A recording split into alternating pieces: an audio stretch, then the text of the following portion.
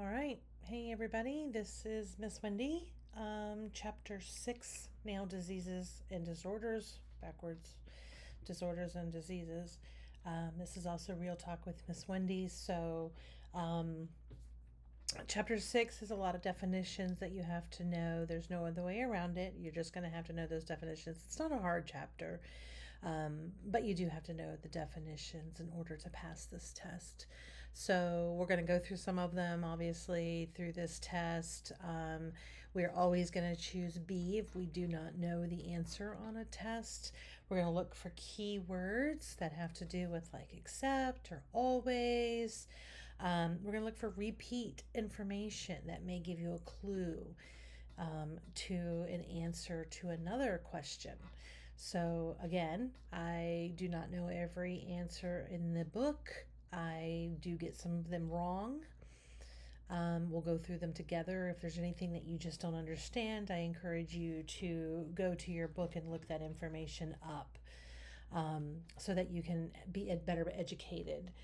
I just want to say you have to pass the test, but these are things that you need to know so that you can stay educated and you can stay safe behind the chair. So there's twofold. This is helpful, obviously, to pass state boards, but this is also helpful behind the chair knowledge. So it's one of those chapters that you get double duty out of it. So let's go ahead and get started on chapter 6. This is our chapter Check-in, Nail Disorders and Diseases. Question 1.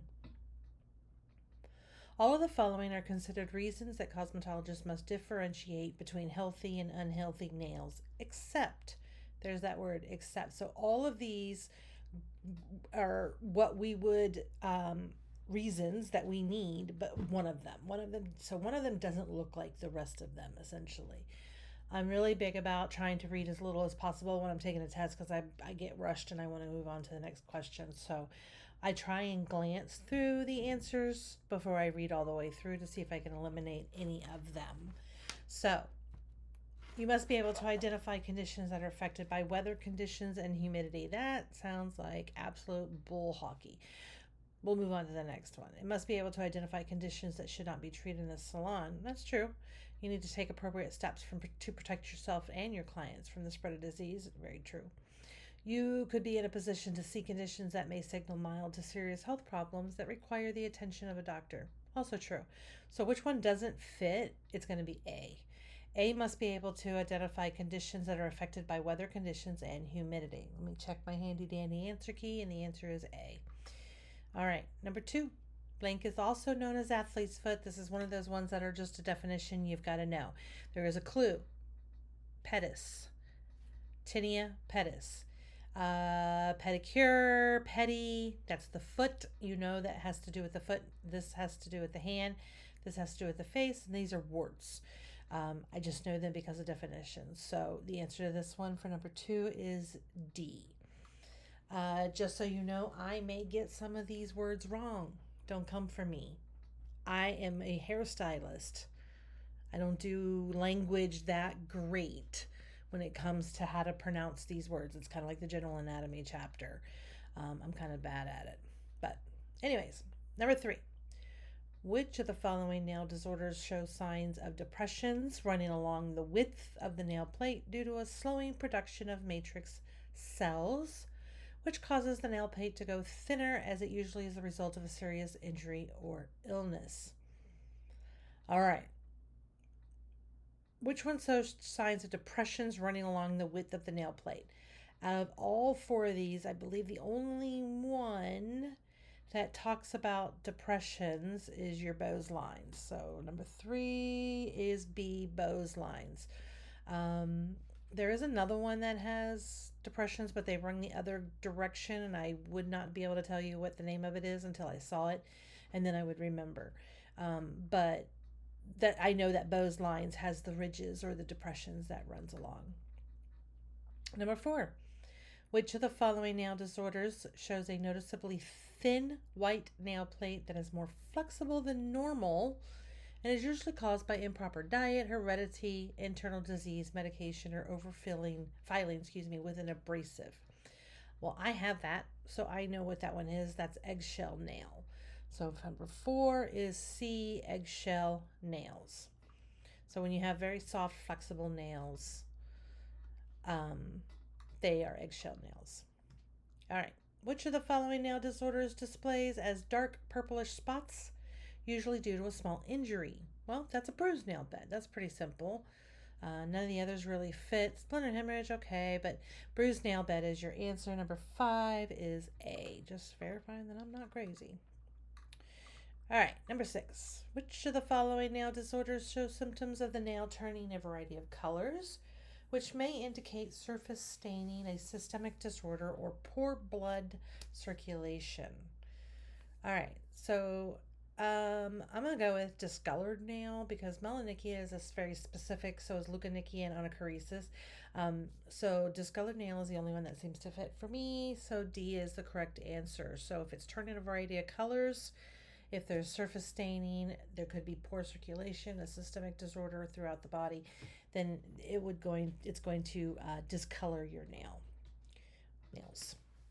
Which of the following nail diseases is associated with rapidly growing and contagious bacteria that can cause an infection and in early stages is seen as a yellow-green spot? Okay.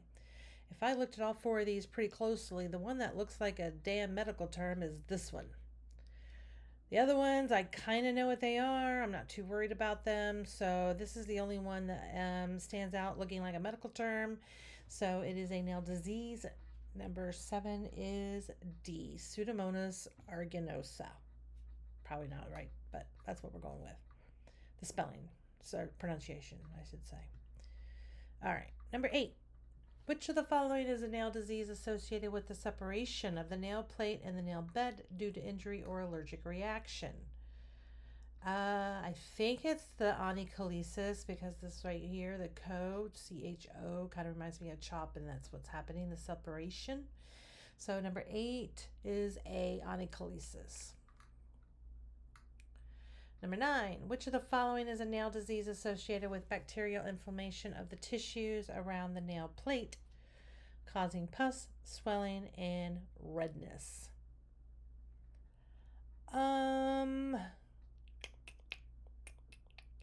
I think it's C, but I'm not positive. 9, it might be this one, onychomatosis. Number 9 is B, paronychia. How about that? I was wrong on all accounts. All right, so paronychia is a bacterial inflammation of the tissues. You're going to want to look that up to make sure that you understand that definition. Which nail disorder is associated with visible redness, pain, swelling, broken skin, or pus? Well, that sounds like an infected finger to me more than any of the other ones, so number 10 is B. Which nail disorder is associated with whitish spots? This one I know because I've dealt with it, and it's one of the definitions that I tend to remember. So C is leukonychia. Yes, leukonychia. That has to do with white spots. You see white spots, boom, leukonychia, automatically. Which nail disorder is associated with damaged skin around the nail plate that becomes split or torn? So damaged skin around the nail plate, that's hangnails, right? That's a pretty simple one. Number 12 is a hangnail. All right, we're moving on. We're halfway there. Number 13. Which nail disorder is associated with significant darkening of the fingernails or toenails caused by increased pigment cells? Well, when we increase pigment cells on anything on the hair, skin, or nails, we are talking about melanonychia. So melanonychia, or melanin, has to do with your pigment. So number 13 should be D. Yes, melanonychia. What nail disorder is associated with a dramatically increased nail curvature of the free edge where it might curl in upon itself? This one I remember because of the way visually I kind of put it in my head. Pinch your nail, right? So when that nail curves, it's curving around and it's starting to pinch, right? It'll curve and actually touch itself. So that is your pincher nail. So 14 is C, pincher nail. 15. What nail disorder is associated with damage to the capillaries under the nail? I do believe that is the splinter hemorrhage because it looks like a splinter, but it's actually a bloodline. Number 15 is D, splinter hemorrhage. All right, what nail disorder is associated with nail surface pitting, roughness, onycholysis, and bed discolorations? That one has to do with pigment. That's your ridges. Onychophagia, that one is bitten nails. So this one, nail psoriasis, is the only one that makes sense to me. And it is a nail psoriasis. Number 17. Why is it important to understand nail disorders and diseases? So you have to be able to recognize conditions to diagnose and provide in-salon treatment. Oops, we don't do that. It must be able to identify conditions and prescribe at-home treatments. Not really. It must be able to identify conditions and determine if they can be treated in the salon. Yeah. Must be able to recognize conditions so you don't work on any nails with diseases or disorders. D, I believe, is your answer. It's the only one that doesn't have to do with treating or diagnosing. 17. Okay, 17 is C. You must be able to identify conditions and determine if they can be treated in the salon. Okay, so if I have a hangnail, that can be treated in the salon. If I have pincher nail, that cannot be treated in the salon. So that's where this is coming from. So that's why it's important to understand your nail disorders and diseases, is so that you can identify what can we treat in the salon and what needs to be sent out to a doctor. All right, moving on. Number 18. How would you explain to someone why a nail tech might not be able to perform some services that a podiatrist might? Podiatrists are special nail technicians. Not really. If a procedure is listed under podiatry license, is prohibited for anybody licensed under cosmetology. That is absolutely true. Each salon and spa has its own set of rules. That's not accurate. Nail techs and podiatrists work together to help serve clients. Therefore, there are services that nail techs do and others that podiatrists perform. True, but not your best answer. I do believe we're looking at B for number 18 is B. So why would we explain that? It's because if a procedure is listed under a podiatry license, we're not doing that in cosmetology. That's too advanced for us. All right, number 19, the scope of practice for cosmetologists and nail technicians can be found in state cosmetology laws or statutes under, well, that would be your definitions. It's the only one that really makes sense, right? So 19 is going to be D, definitions. So that's where we find our scope of practice, what we are allowed to do and what we're not allowed to do. What type of glove is recommended for cosmetologists? We are talking about a nitrile glove, I would imagine. Latex tends to be have allergies. Rubber, not a good plan. Cotton, definitely not. Nitrile is the way to go. So number 20 is C, nitrile. All right, 21. When performing a hand, nail, and skin analysis before a nail service, you need to observe the following except. So which one do we not need to know any information about? The nail's condition and length, the skin's condition, the client's tenderness to touch, and the cleanliness of the skin. So for number 21, the only one that kind of makes sense is C. 21 is D, the cleanliness of the skin. We don't need to know. Okay, sorry, my mistake. This makes better sense. The cleanliness of the skin, because it doesn't matter if the skin is clean or dirty. That does not help us perform the hand, nail, and skin analysis. Yes, we want the skin to be clean in order to do a manicure, but we don't have to observe that in order to do the analysis for a nail service. Which of the following nail diseases is associated with fungal infections of the feet or athlete's foot? Again, it's the only one that has pedis.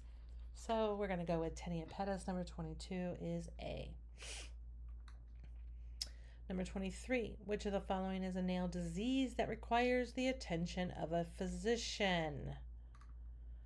Which of the following is a nail disease? I do believe it's paronychia. It's not hangnail. It's not bruise necessarily. Plicated. Can't remember what that is. I think it's the one with ridges, but I'm not positive. If you know it, great. If you don't, look it up. 23, C is paronychia is the answer. So that's the one that is a nail disease that requires the attention of a physician.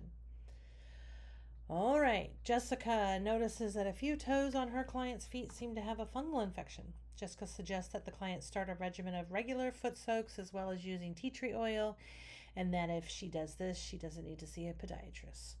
Oof, that's a lot of information. Jessica's manager overhears this conversation and is unhappy with Jessica's response. Why? We don't provide medical advice. Boom. We don't get paid to be doctors. They only want their nails taken care of. They don't want medical advice. They can be embarrassed by discussing fungal infection. So I do believe it's D24. Yes, it is D, that we do not provide any medical advice whatsoever. I've said it. I used to say, it appears you may have. Apparently, we're not even allowed to do that anymore. So I don't care if head lice, in this case we're talking about nails, but if head lice is standing on your head, your client's head, with a sign that says I'm head lice, you are not to tell your client that is head lice. You say, there's something that I've discovered on your head. I cannot perform your service today. Please go see your doctor. You can't even tell him what you think it is. That's against the rules, apparently. All right, last one. How would you respond to someone who says that because something is not specifically prohibited, it's allowed? All right, you can only perform practices listed specifically within your license. You can perform any practice that's not specifically prohibited. You can perform any practice that is listed within your license or a podiatrist license.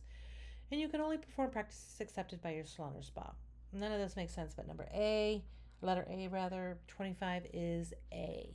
You can only perform practices listed specifically within your license.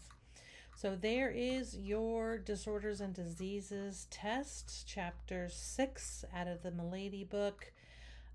Good luck on your test. Hope you do well. Listen to this many times if you need to. And eventually they'll all be up on my accounts. So best of luck to you. Talk to you next time.